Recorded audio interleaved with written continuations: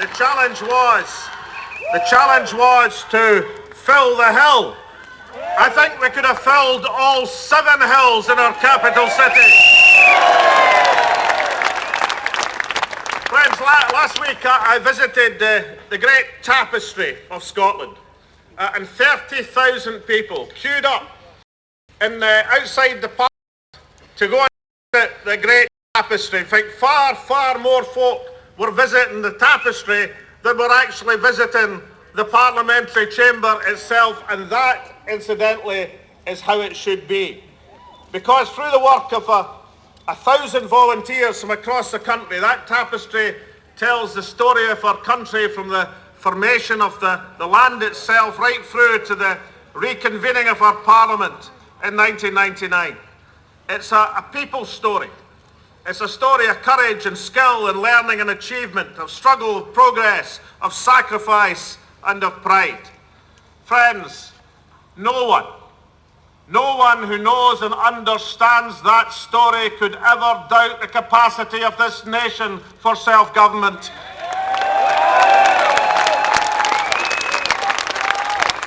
So we have now before us, in 362 days' time, the opportunity of a lifetime to vote this nation into a new future of prosperity and equality, and to do so in a totally civic, democratic and peaceful manner.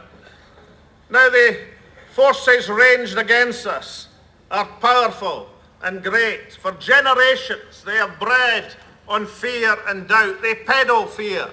They thrive on doubt. They even now call themselves Project Fear. But doubts can be overcome and fears can be dispelled. For 40 years, this nation's resources have bankrolled Westminster, but for 40 years, they've told us we're subsidised. For 50 years, they have polluted this country with missiles and bombs and told us it was all for peace. For a quarter of a century, they have promised social progress, but delivered the 4th most unequal society in the developed world. These forces are powerful. But look around, friends. Feel your strength. We gathered here are the change we wish to see.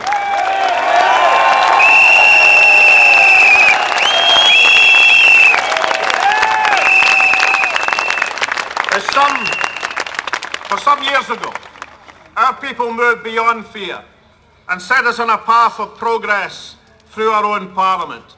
There is now in this country a natural majority for a yes vote, because the instinct of our people is that their own parliament should control the economy, should control welfare, and should decide on Trident.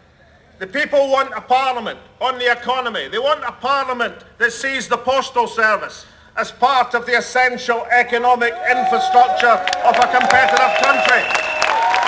And therefore, and I think this is for the 4th time this week, I pledge that any government I lead will secure the Royal Mail in public hands for the people of Scotland.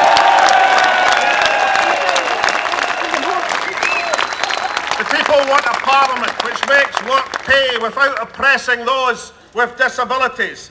Therefore, any government I lead, indeed any Scottish government, will abolish the bedroom tax. And the people want a parliament which invests the nation's resources in things that matter, like childcare. Therefore, any government I lead will not engage in illegal conflict and will place a constitutional ban on the possession of nuclear weapons. We'll put bairns before bombs in Scotland. Now, these powers, the people's powers, can only come with independence. But we should remember, a yes vote next year won't be a victory for the SNP or the Yes campaign, or even a victory for the many parties and interests and enthusiasms who have gathered here today. It will be a vote for choice, a vote for the people's right to choose. It will be, therefore, a people's victory, not a party victory, but a people's victory for the right to choose the Scotland we seek.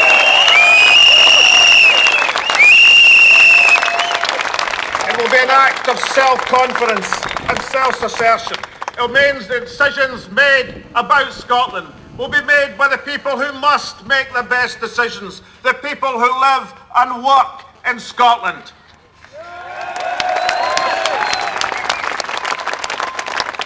So therefore, we're a lucky generation to achieve the powers that the people want, to win a fresh start, to change our community, our country for the better. We only need to say the word, to put our country on that path of hope, optimism and achievement, to put the disappointments and the missed opportunities of the past behind us. We only need to say yes.